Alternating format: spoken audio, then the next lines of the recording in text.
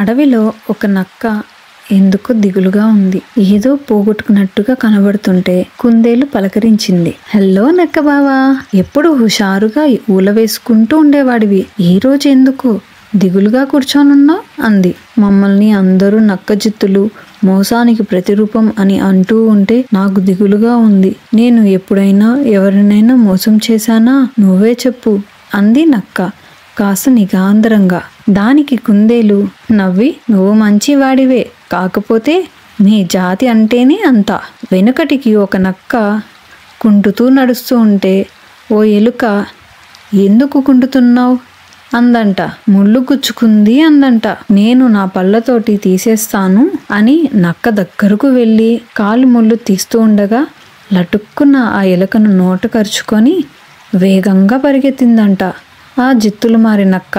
అప్పటి నుంచి మీకు ఆ పేరే స్థిరపడిపోయింది. ఒక్కసారి చెడ్డ పేరు వస్తే ఎన్ని మంచి పనులు చేసినా ఫలితం ఉండదు తెలుసా అంది కుందేలు. దాని మాటల్లో నిజాన్ని గ్రహించిన నక్క, నిజమే కదా, ఏ సమూహంలోనైనా లేదా ఏ కుటుంబంలోనైనా అందరూ మంచివారేనా? ఎవరో ఒక్కరు తప్పు చేసినా ఆ చెడ్డ పేరు అందరికీ వస్తుంది.